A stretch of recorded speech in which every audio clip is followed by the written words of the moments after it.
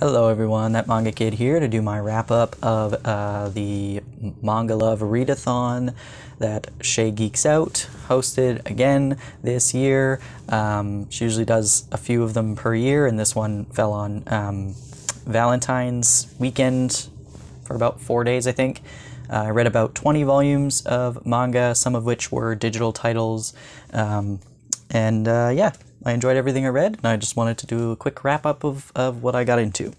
So, first of all, I started off with Volume 4 of Yarichin Bitch Club by Ogretsu Tanaka. This is one that I waited for this volume forever, as did many people, because it took a really long time between releases, and I saved it because I had it pre-ordered, it showed up. This is the limited edition one that came with the art book, but yeah, I saved it because the readathon was coming up, and I went, you know what, I can wait a couple weeks, and volume did not disappoint. This still is not the final volume, question mark. It left off on a cliffhanger as if there's more to the story, so I was just very surprised because I thought volume 3 was the final volume. It wasn't. I thought this was the final volume because it was a limited edition coming with an art book. I was like, must be the finale, and then it's not. So I guess there's more. I mean, that's fine. This is about a secluded high school where the photography club is actually just a club where they all just kind of pimp themselves out to the faculty and other students. It's an all-boys school, of course, but honestly, it's actually really sweet. I really like the character dynamics. I like the ridiculousness of it all, and it's just a manga that I really, really enjoy. So that was a fun volume. And then another one I was saving was Volume 5 of Candy Color Paradox by Isakunatsume. This is another really cute BL. This one's about adults. They work for a gossip magazine, and he is the writer, he's the photographer, and they basically just go on stakeouts and stuff looking for, celebrity scandals and things like that. This one introduced a sort of rival for this couple. But honestly, I really like Yusaku Natsume's way of kind of incorporating the workplace into their stories. And I enjoy the dynamic between these two. I enjoy the humor and the, the lightness to the story. Even when there are some serious moments, it's still decently lighthearted. And I just think these two are really nice, genuine people that bring out the best in each other, and it's really fun to see. So there's another good volume of that. Then I started rereading Kimi ni Toroke. I recently completed the series physically. I've read the whole series before. I read it from my local library for the past, well over a decade at this point. 11 years, I think. 11 years ago, I think I started reading it.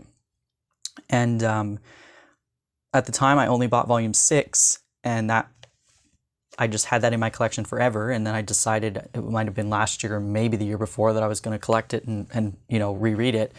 And so this is the year I'm rereading all 30 volumes of Kimi ni Toroke, and I started volume 1. I am pleasantly surprised. I'm not shocked that I love it so much still, but it's been 11 years since I read this first volume, and it sucked me in immediately again. The characters are just really, the side characters in particular, Yoshida and Yano are amazing. Ayane, or Yano, is one of my favorite female characters from a shoujo manga. To this day, I just find her so charming and hilarious and really headstrong, and just she's the perfect blend of just unsure of herself because she's a teenage girl, but also decently sure of herself and just trying to find the way to express, her own passions and not letting men kind of define her. Great series. Very, very funny. I don't remember it being so funny, but I was laughing my head off while I was reading Kimi ni Toroke. So I read the first 2 volumes here so far, and yeah, this one is a pretty, it's a very fluffy shoujo. It's a high school, obviously, romance about this girl, Sawako, she looks like the girl from The Ring, and so everyone calls her Sadako. They're all terrified of her, but she just wants to make friends and help people, and it's a story about her kind of befriending the most popular guy in school, Kazehaya, and him kind of like bridging the gap between her and the classmates. And then she obviously makes friends with Yoshida and Yano, and it just kind of spirals from there. And it's a lot of about friendship and love, and all of the side characters all kind of intermingle with each other and find love as well. And so it's just really lovely. I really, really, really enjoy it. Next up, I read Voices of a Distant Star. This was another reread. This one is based off the Makoto Shinkai film, and the art is by Mizu Sahara. I actually really enjoy this. I liked it when I first bought it and read it. This was my second time reading it, and it's just kind of a like melancholic story about this girl who is chosen to go on a space war expedition situation, and she continues to message this boy that, they have feelings for each other, but as she gets farther and farther out into space, the messages take longer and longer to deliver. And so, it's just kind of like, it's got a very melancholic feel to it. And I really, really enjoy it. I think that the color pages are quite nice as well. And the artwork is pretty. Obviously, the film is, like, Makoto Shinkai films look amazing, and so it's very difficult when it translates into manga to see, like, the stark difference between the artwork. But this one, I think, was done very well, and I really, really enjoyed rereading it. This is one I will read often or every couple of years or so, at least, because it's a nice short one-shot that just kind of gets what you need out of it. Then, another reread is Caterpillar Girl and Bad Texture Boy by Sanzo. I can't remember if this is only the second time or if I've read this 3 times now, but I really, really, really like this. I do have a review of this on my channel, and I recommend you go watch that if you're at all intrigued by this, because this is not my typical type of story. I do not really enjoy the monster girl sort of genre or trope. It's not my thing. I understand other people like it, but it's really not my thing. But this really caught my eye because I really liked the cover, and even rereading this, it's so good. I just don't know how to explain it. I'm sure I explained it decently okay in my review video, but it's basically about this very plain kind of nerdy dude, and he is next door neighbors and friends with this very, very beautiful, successful, smart girl. And she confesses to him, and he's like, I can't be with you. Like, we're just too different. Like, you're too perfect. I am going to bring you down. And so she ends up turning into this giant caterpillar thing. And she's like, look, I'm ugly and horrible now. Like, we could be together. And he's like, I don't think we can. And it's just kind of the story about them trying to change her back and figuring out the underlying feelings of why she made this decision and what he could have done differently and how he could have treated her or treated himself in order to prevent this from happening. And it's very dark. There's a bit of, it's pretty dry, dark humor. At the same time, it's pretty bleak, and I think that's what I really enjoy about it. But at the same time, this caterpillar thing is so cute. Like, it's really, really cute, and it's just a nice blend of just dark, bleakness, but also adorableness. And at the same time, you're like, oh God, this is the worst situation. Nobody wants to be in this situation.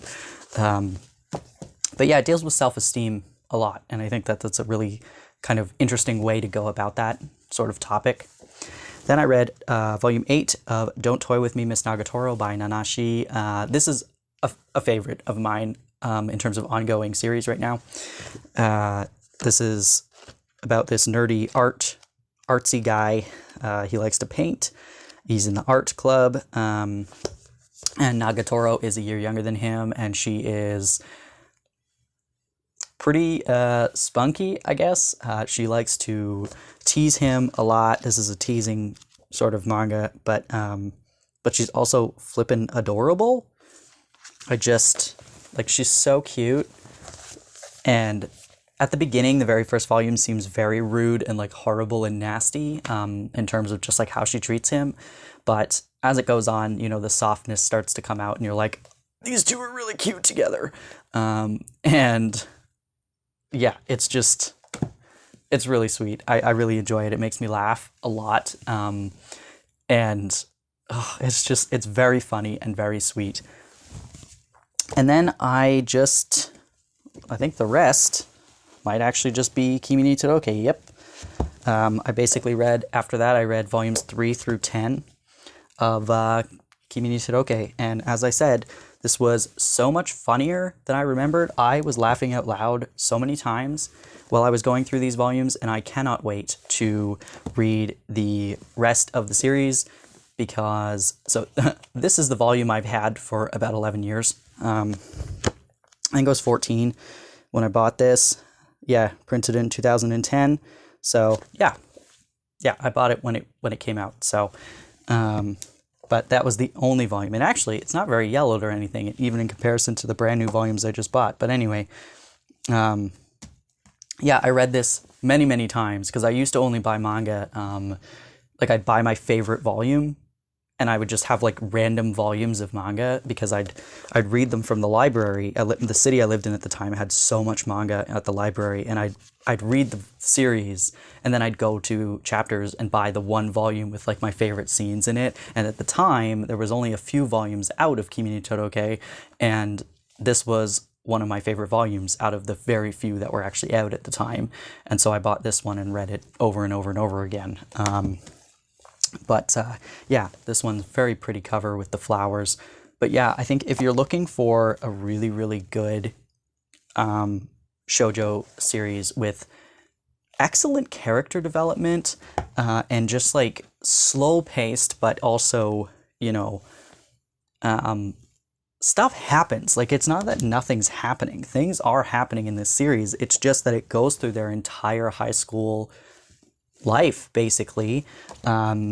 They're 3 years in high school, and it goes through all of the characters and really gives each person time to shine and grow and mature. And it's just an excellent series. So I read the 10 volumes during the readathon, and I can't wait to read the rest of it. You will absolutely see a full review of Kimi ni Todoroki on my channel at some point this year when I finish the series.